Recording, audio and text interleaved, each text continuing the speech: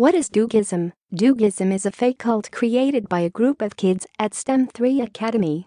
We worship the show hosts Bingu and Kenny Do, and many other minor gods. We are currently creating a vast mythology and many branches of the religion. We chose Bingu and Kenny Do because one of the creators enjoys the show. There are many other inside jokes like this, and we will do our best to explain them. Let's dive into the mythology. The creation myth of Dugism. In the beginning, Bingu and Kenny Do were one entity, known as Binkini Dugu. That is where the name of Dugism comes from. The universe was of haze of amorphous gas, the matter not knowing what to be. Binkini Dugu eventually had enough of this and split itself into Bingu and Kenny Do. Kenny Do took control of the sky and stars, and Bingu took control of water and fire, but the universe still had leftover pseudo-matter. They sculpted this into earth and void. But, without a ruling entity, this new matter would soon devolve into pseudo-matter. So, Kenny Do sculpted animals out of sediment blown by the wind, and Bingu fired them up in the core of the earth and cooled them down in the oceans. Soon, they found out the animals were not smart enough to rule, and they pondered what could.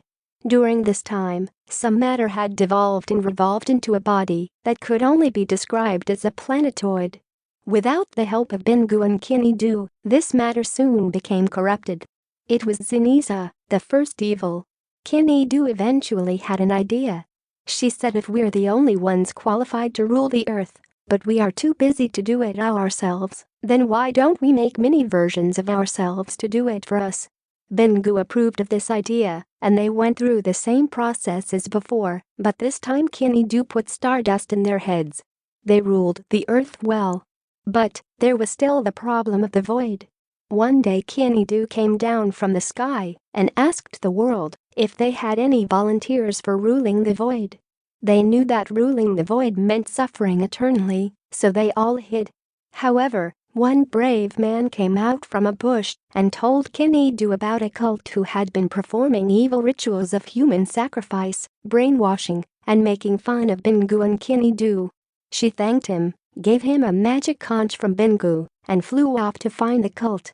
She found them practicing a salute that included shoving their face into the crook of their elbow, while also outstretching their arm in the opposite direction. She would live to regret this salute, but at the time she thought it looked silly, so in their forced agreement they made a deal. All who practiced any of the cult rituals while over 5th grade and did not repent was a voidist. You got to live on earth, but after you died, you were kicked out of heaven to suffer in the void for a multiple of 100 years, depending on how deep you were in the rituals. Most modern voidists do not worship a central deity, and, like the ancient cult, those who do are called enists. The voidist rituals have changed over time, but one thing has stayed the same. That horrible salute. Voidism is the second evil. To continue, you first must know that all this is all from the viewpoint of traditional Dugism. Okay, let's proceed with the story. Remember the man who Kenny Do gave a magic conch shell? Well, she underestimated the mental stability of humanity. The second the man put it to his lips, the man went insane. A magic kind of insane. He convinced the most gullible of his tribe, humanity was still in tribes, that he was the cousin of a magic fisherman named Aquarius who went on a magic adventure with the magic talking crab who liked saying parables. They immediately tacked it on with the rest of Dugism, and it spread like wildfire via oral tradition, forever tainting Dugism with its lies. One day, somebody decided to write it all down and give it a name. The Piscal Saga. Named after the magic fish Pisces that Aquarius was chasing after. Piscalism was born. Being so big, Piscalism shattered into 4 main sects. Piscalism is the third and final evil.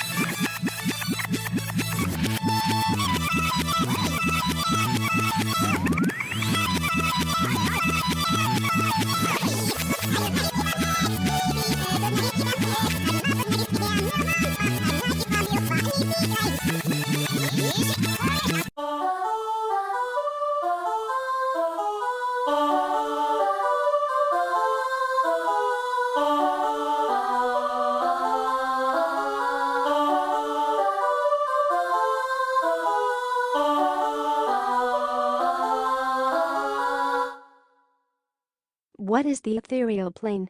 The ethereal plane is the realm of the gods. There are other gods too, not just Bingu and Kini-Du. There are 4 types of god. Bingu/Kini-Du. Minor god. Spirit/force of a substance. Prophet/Gyathia. There are also mythical creatures too. And, after death, your soul. The ethereal plane has 2 sides. The northern side has rolling hills covered in fog. The southern side has plateaus and arches of orange sand blown by the wind.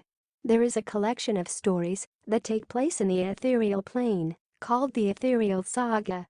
Here it is. The Ethereal Saga. Part 1, The Beginning of the Ethereal Plane. When Bingu and Kini-Du first created animals, they had many failed animals that were still clay models. They kept them floating in space. But when they introduced breeding to the animals, they multiplied like crazy. So, Bingu and Kini-Du introduced death. But where to put the animal souls? Aha! The failed clay models. But they couldn't just leave them in space. So, Bingu and Kini-Du made a quick abstraction of Earth for the creatures. They called it the ethereal plane. Then, they introduced humanity and shoved the dead souls into failed humanoid models and threw them into the ethereal plane. Eventually, Earth got so complex and big that Bingu and Kini-Du needed help and companionship, so they called upon the ancient energies of Binkini-Dugu to create lesser gods and gave them a home in the ethereal plane. Thus, the ethereal plane went from a garbage dump for souls to the realm of the gods. Part 2, The Grey Valley. One day, Bingu and Kini-Du were visiting the ethereal plane when they saw a group of fresh humanoids looking around, confused. Kini-Du came down from the sky and asked them why they were so confused. They asked her if they were dead and if she was God. In response, she asked if they were Dugists. They had no idea what that was. She decided to name all non-Dugists apathetists, and she asked Bingu to put them somewhere. He created a river to scar the earth in between the 2 sides of the ethereal plane and called it the Great Valley. Then, rich plant life started growing. They needed to find a material that would horrify the plants so much that they would die. They ground up babies into a white powder and called it baby powder. They spread it around the entire valley, and the baby powder mixed with the dead plant life and turned gray. They thought gray was a suitable color for the apathetists and renamed it the Grey Valley. They put the apathetists into the valley, and soon the apathetists started complaining that they wanted to be out of the valley. They told them that they would be reincarnated soon, but the apathetists kept complaining. They put a great stone weeble in the middle of the valley and told the apathetists that if they made it fall down they could go to the rest of the ethereal plane. They knew that weebles wobble, but they don't fall down, so nobody could leave the valley. The apathetists fought over the weeble, so they created 2 golems, Spenseria Titanus and Janus Vaminosa. Some of them eventually escaped to Earth, but that is another story.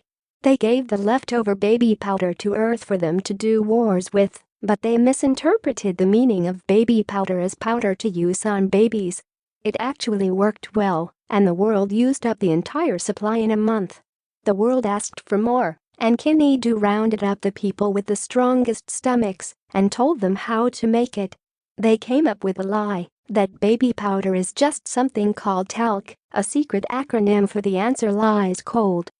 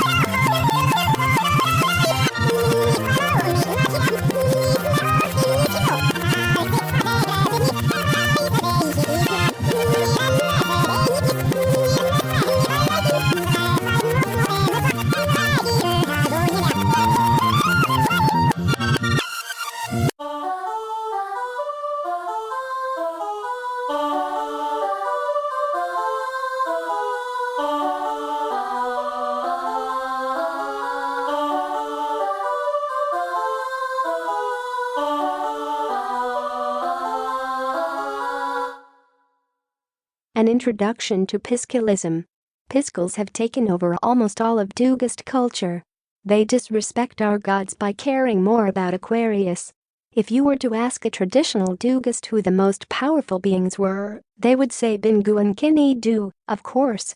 But if you were to ask a Piscal, they would not say, and in their opinion too, the creators of the universe.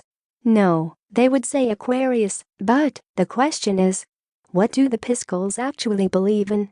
Here is a summary of the Piscal Saga, the second holy book of the Piscals. The Piscal Saga. Back when humanity was still in tribes and the continents were still forming, the tectonic plates were new, and Bingu couldn't decide where the continents were supposed to fit together. There was an island off the east coast of what is now Canada called Afand. Afand held many tribes, but the one we are focusing on today is called Stayan. Stayan was a coastal fishing tribe. In the time this story takes place, there were only two types of creature in the ocean. There were fish that looked like flatfish with stubby legs, and cancerous crabs, Cancer as in the constellation, who looked like normal crabs but with both arms going the opposite direction. Only fish were native to the ocean. King crabs were people who had been crabified by ancient conico-sonorous rituals lost to time. Fish were caught by ropers, people who used a flexible ring made out of reed to lure fish and pull them up to their boats. Fish lived in caves, so their natural instinct was to swim into the ring. This ended badly for them. One day, a man named Aquarius was born in the village. He had an unusual lisp, where he said fish is fishy, can crab is rob, and so on. He was made fun of for his lisp, so he decided to become a roper. At least as a roper, he would be far away from the village.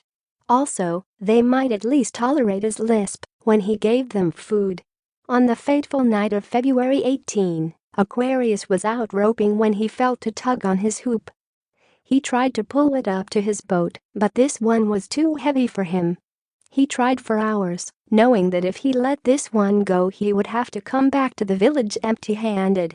He finally pulled it up when the clock struck midnight. Well, he had an hourglass with him. Clocks hadn't been invented yet. When he pulled it up, he noticed this fish looked strange. It was bigger than usual. It shimmered in the moonlight. It had an odd symbol on its back.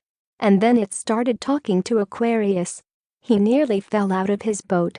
Once Aquarius calmed down, the fish told him its name was Pisces, and it had magic powers. Pisces would give Aquarius his magic powers if he completed 12 trials. Then, Pisces jumped out of his boat, and the ocean started glowing. Aquarius quickly sailed to shore, and when he got onto land, the ocean stopped glowing. Aquarius dipped his toe in the water, and the ocean parted just enough to reveal a temple hidden under the sea, with a symbol like Pisces's, but a bit different. This was the first trial. Aquarius naively walked in without a plan and got rammed by a ram. There was a colony of can crabs nearby the glowing lights, and the elder decided to investigate. He came just in time to see Aquarius get rammed out of the temple. Normally, humans attacked can crabs because they were arcane horrors who deserted Bingu and Kini-Du, so can crabs stayed away from humans. But this human looked too weak to do any harm, so the elder took a chance. He patched up Aquarius's wounds while Aquarius told him his story. They quickly became friends. The elder told Aquarius that he was the elder of his colony, and the other can crabs called him the wise crab. Aquarius asked him if he had any advice on the next trial. The wise crab knew many parables and proverbs and decided to give Aquarius one. This parable is called the parable of Aries because the ram was named Aries. He beat the first trial, and the ocean parted to reveal a second trial. The wise crab gave him a piece of his knowledge, and he beat the second trial. This pattern continued to the 11th trial. By the 4th trial, people from the tribe who had heard about Aquarius's adventures came to watch. The most famous of these people was Aquarius's cousin Capricorn. Capricorn would later go on to spread the story of Aquarius to the world. By the 11th trial, practically the entire tribe had come to watch. On the 12th trial, the wise crab had no more advice to give. Aquarius went in the building and never came out again. This building had the symbol of Pisces on it, so some believed Aquarius had gotten the magic powers promised to him. 2 years passed after this time. Capricorn, inspired by his brother's journey, had become a roper. One day, while roping, Capricorn noticed that the ocean had started glowing. He asked, "Is that you, Pisces?" The ocean rumbled, and a deep voice told him that Aquarius will come back when the earth most needs him, and Capricorn must spread the story of Aquarius to the rest of Iceland and then sail off into the Atlantic. Capricorn did what he was told and was never seen again.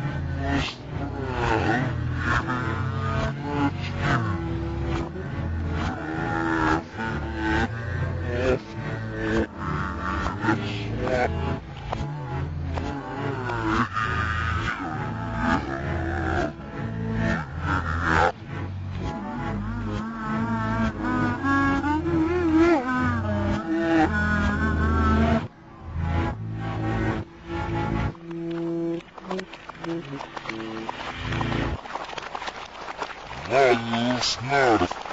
Ginagabuhyas mo na ikirahagos niya. Galing niya amalit snar. Alas mo. Galing niya ikirahamahanit. Ay shit, bagas yan. Nog nuruyas malos pal. Ito shit, yan. Al snar fachi. Los nuit. Steven ujit sepet. Los hasinati vinyandak. Emily Felifages the speaker.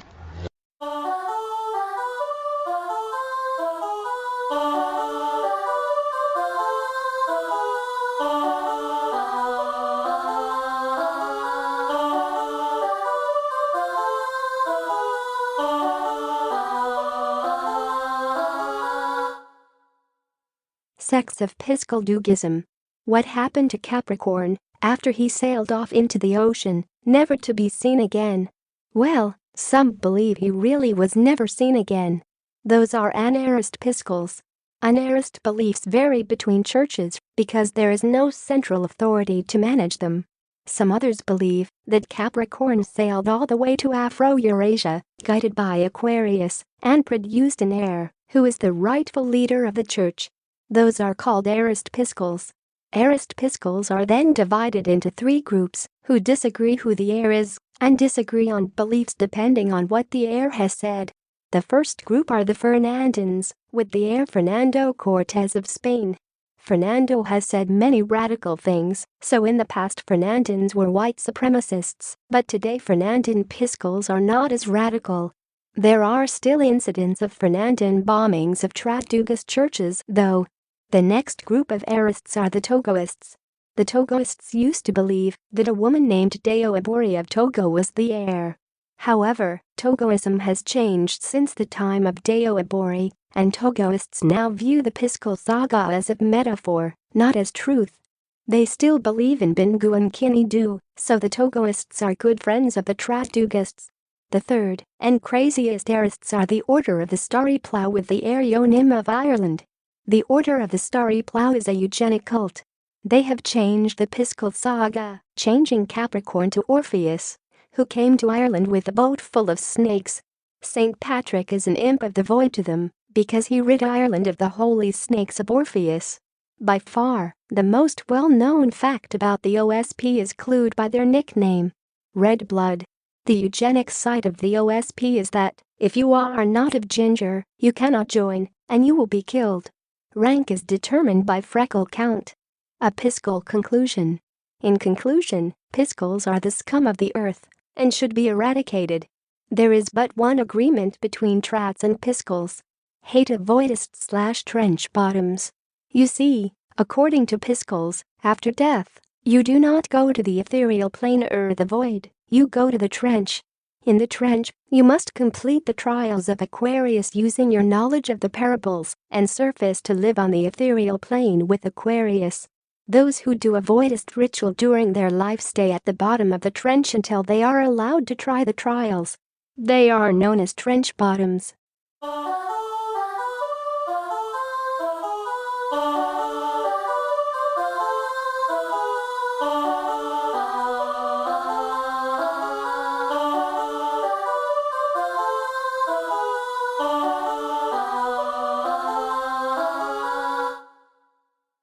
The Arcane Saga.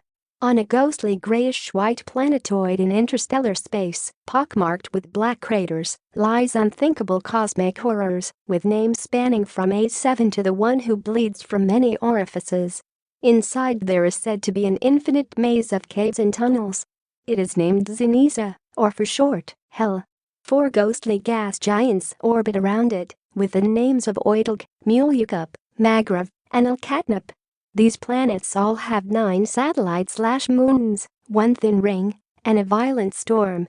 Inside Zeniza, there are many minor horrors, but the biggest 21 are called the Arcana. They are led by the magician and are numbered 1 to 21 in order of rank and power. They are the magician, the high priestess, the empress, the emperor, the hierophant, the lovers, the chariot, strength, the hermit, wheel of fortune, justice, the hanged man, death, temperance, the devil, the tower, the star, the moon, the sun, judgment, the world. The only one who can defeat them is a spirit known as the Fool. The outer gas giants have horrors of their own called the Eterkana. For each planet there are one on each satellite/moon, a spirit inhabiting each ring called the Ace, and 4 primal forces called the Court inhabiting the storm. The total is up to 14 Eterkana for each planet, and 56 in total. The names of the satellite/moon Eterkana are Onoidalg, indecision, betrayal, rest, defeat, retreat, manipulation, limitations, worry. You get nothing. You lose. Good day, sir. Unmuleukup. Partnership. Friendship. Withdrawal. Regret. Innocence. Illusion. Bye satisfaction. Family. Unmagrav. Choice. Start. Finish. Conflict. Leadership. Defense. Swiftness. Wiseness. Burden. Onalcatnip. Multitasking. Teamwork. Greed. Begging. Charity. Patience. Work. Reward. Stability. Each court has a page, a knight, a queen, and a king. The aces are the embodiment of their host planets. If you were to see an ace disconnected from its ring, which happens very rarely, it would look like a physical object. The ace of Oidalg manifests itself as a sword, the ace of Muleukup manifests itself as a goblet, the ace of Magrav manifests itself as a staff, and the ace of Alcatnup manifests itself as a coin. There is one final creature, called the Barriser. It is a hybrid of cosmic horror, spirit, and primal force. It manifests itself as a black cloud encompassing the Zenizra system and acts as a gateway in and out. Sometimes lonely voidists manage to wander into the system, and the Barriser is happy to let them in, but letting them out is another story. Those who cannot convince the Barriser that they possess a strong body, a fiery soul, a sharp wit, and a kind heart suffer eternally. However, almost no voidists possess any of these qualities, and that is why hell is eternally filled with the sound of screaming voidists, forever tortured by unthinkable cosmic horrors. The end.